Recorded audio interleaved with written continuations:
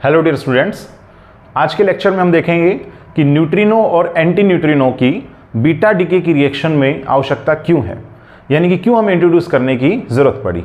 तो पहले तो हम ये देखें कि कौन कौन से कंजर्वेशन लॉज जो हैं वो वायलेट हो रहे थे यहाँ पर, ताकि हम ये कह सकें कि उसके आधार पर कि हमें ये पार्टिकल जो है वो इंट्रोड्यूस करना जो है वो ज़रूरी समझा। तो इसको हम लोग पढ़ेंगे पोली हाइपोथेसिस, और ये 1931 में इंट्रोड्यूस किया गया था इसको। ठीक है, तो इसमें ये कहा गया कि जो बीटा नेगेटिव बीटा पॉजिटिव ये जो डीके हो रहे हैं दोनों, जैसे कि हम लोग बीटा नेगेटिव डीके की बात करते हैं, तो बीटा नेगेटिव डीके में न्यूट्रॉन गोज टू प्रोटॉन, या फिर एक काम करते हैं न्यूक्लियर के टर्म्स में लिखते हैं। So X Z A goes to Y nuclei, so A remains to be same, जैसा कि मैंने आपको बताया था अगर ए सेम रहता है तो इसलिए हम इसको बोलते हैं बीटा डीके को isobar transformation. Okay, and Z changes to Z plus 1 then electron.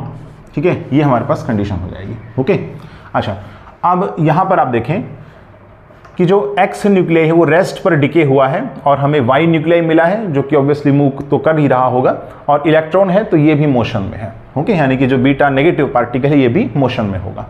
तो क्योंकि ये रेस्ट पर था तो इसलिए अगर हम इसका क्यू वैल्यू लिखना चाहेंगे तो क्यू वैल्यू में सिर्फ और सिर्फ जो काइनेटिक एनर्जी की टर्म है वो इन दोनों की ही इंट्रोड्यूस होगी, इसकी नहीं आएगी क्योंकि रेस्ट पर था।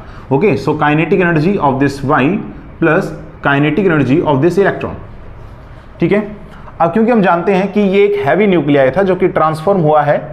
ठीक है, ये भी एक हैवी न्यूक्लियाई है, यानी इसका मास जो है, मास नंबर ये बहुत ज़्यादा है, इसका मास बहुत ज़्यादा है बजाय इलेक्ट्रॉन के। तो क्योंकि इसका मास इसके मुकाबले बहुत ज़्यादा रहेगा, इसका मतलब इसका काइनेटिक एनर्जी इसके मुकाबले बहुत कम है। ठीक है, बहुत कम है ना, मास ज़्यादा होगा तो काइनेटिक एनर्जी बहुत कम है। तो हम ऐसा कहेंगे कि if K Y tends to 0 due to the heavy mass of this nuclei comparison to the electron, then the Q value would be equal to the kinetic energy of this electron या beta particle. ठीक है, and this is a constant value, this is a constant value।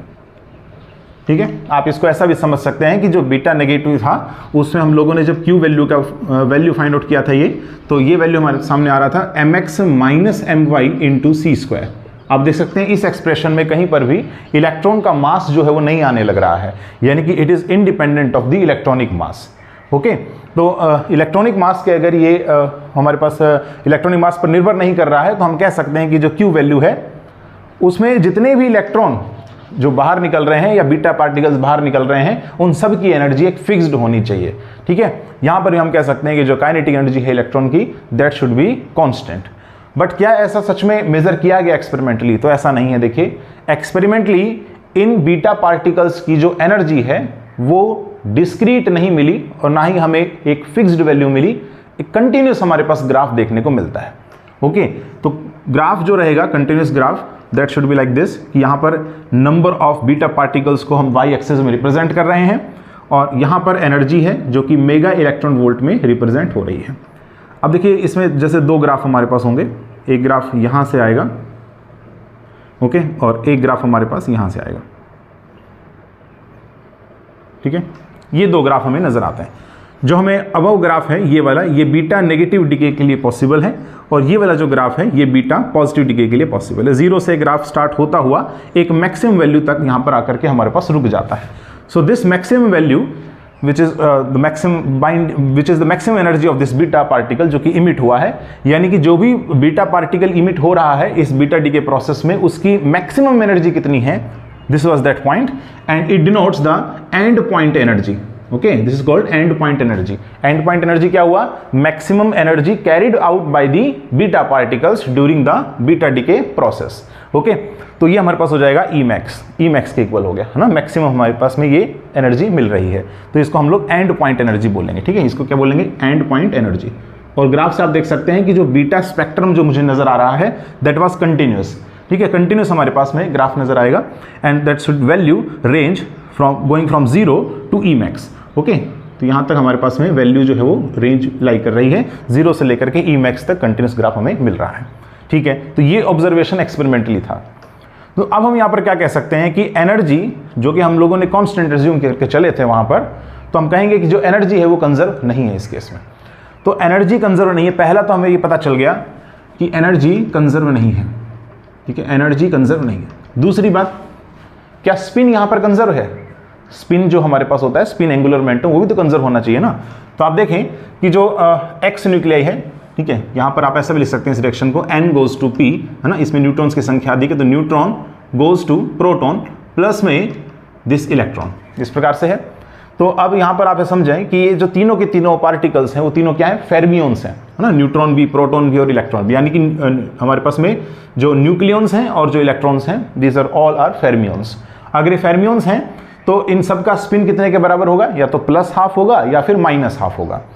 तो अगर हम यहां पर इस system की बात करें राइट हैंड साइड में, तो प्रोटॉन इलेक्ट्रॉन सिस्टम का कंबाइनली अगर मैं स्पिन देखना चाहूंगा तो कंबाइंड स्पिन कितना आना चाहिए बताइए? इसका हाफ और इसका हाफ, तो अब जुड़ेगा तो कितना आएगा?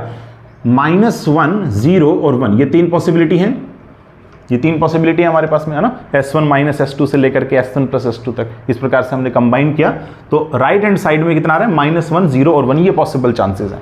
और स्पिन एंगुलर मोमेंटम क्योंकि कंजर्व है इस रिएक्शन में, तो हम ऐसा कहेंगे कि जो न्यूट्रॉन है उसका भी जो स्पिन जो है वो इनमें ही लाई करना चाहिए, ठीक है ना, इन तीनों में से कोई ना कोई होना चाहिए।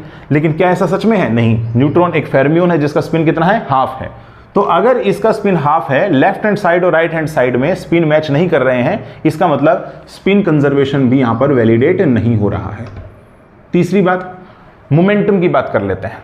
मोमेंटम की अगर आप बात करेंगे तो यहां जो रेस्ट पर था ये एक्स न्यूक्लियाई, ये डिके हुआ, वाई हमें न्यूक्लियाई देखने को मिलता है और बीटा नेगेटिव हमें पार्टिकल देखने को, या बीटा हमें पार्टिकल देखने को मिलेगा। अब होना तो ये चाहिए क्योंकि ये रेस्ट पर है तो इसका इनिशियल मोमेंटम जो है वो 0 होगा, तो फाइनल मोमेंटम भी 0 होना चाहिए by conservation of linear momentum. That's why these both are moving in the straight line but in the opposite direction, है ना, अपोजिट डायरेक्शन में मूव करने चाहिए in the straight line. But क्या ऐसा सच में एक्सपेरिमेंटली ऑब्जर्व हुआ है? नहीं, एक्सपेरिमेंटली ये चीज ऑब्जर्व नहीं हुआ है कि वाई और जो ये बीटा पार्टिकल है ये दोनों स्ट्रेट लाइन में अपोजिट डायरेक्शन में मूव कर रहे हों, ठीक है। तो ये तीसरा हमारे पास कंजर्वेशन लॉ जो कि मोमेंटम कंजर्वेशन है, ये हमारे पास वायलेट हो रहा है, ठीक है। तो हम ऐसा कह सकते हैं कि एनर्जी की बात हो, चाहे स्पिन एंगुलर मोमेंटम की बात हो, चाहे लीनियर मोमेंटम की बात हो, सब यहां पर क्या होने लग रहा है? नॉन कंजर्वेशन यहां पर हमें देखने को मिल रहा है। तो पोली ने सोचा कि यहां पर स्पिन को कंजर्व करवाने के लिए, एनर्जी को कंजर्व करवाने के लिए, ठीक है, यहां पर आपने एक और पार्टिकल राइट हैंड साइड में अज्यूम करना चाहिए, ठीक है, and that was the neutrino और एंटी न्यूट्रिनो, डिपेंडिंग हमारे पास बीटा नेगेटिव डीके है कि बीटा पॉजिटिव डीके। तो बीटा पॉजिटिव में तो आप लोग न्यूट्रिनो इस्तेमाल करेंगे और anti neutrino beta negative decay में होता है, ठीक है। याद रखने के लिए आप ऐसा समझ सकते हैं कि बीटा के ऊपर देखो ये नेगेटिव साइन है, ठीक है, बार लगा हुआ है, सिमिलरली जो न्यू ई है इसके ऊपर भी बार लगा हुआ है, तो ऐसा आप थोड़ा सा याद रख सकते हैं, ठीक है। अच्छा, अब इसकी प्रॉपर्टीज क्या होनी चाहिए? तो इसकी प्रॉपर्टी जो है वो ये होनी चाहिए कि कंजर्वेशन ऑफ मास से इसका कोई भी मास यहां पर एग्जिस्ट नहीं करना चाहिए, मतलब rest mass should be 0, rest mass should be 0, ठीक है। स्पिन होना चाहिए, बिल्कुल होना चाहिए, क्योंकि स्पिन कंजर्वेशन हमें देखने को नहीं मिल रहा था, दैट्स व्हाई स्पिन यहां पर कितना होना चाहिए? हाफ यहां पर होना चाहिए, ठीक है ना, स्पिन कितना होना चाहिए? हाफ होना चाहिए इसका, ठीक है। That means it is also a fermion, ठीक है, तो +- हाफ हो सकता है यहां पर। नेक्स्ट इसके बाद बात करते हैं क्या चार्ज कंजर्वेशन है? तो चार्ज कंजर्वेशन तो पहले हमें देखने को मिल रहा था, है ना, neutron goes to proton plus electron, तो चार्ज कंजर्व है, इसका मतलब इसका चार्ज आपको 0 अज्यूम करने की जरूरत है, ओके। तो क्या क्या प्रॉपर्टीज सामने आती हैं यहां पर? तो प्रॉपर्टीज सामने आ रही हैं, पहली कि रेस्ट मास 0 होगा, रेस्ट मास 0 होगा इनका।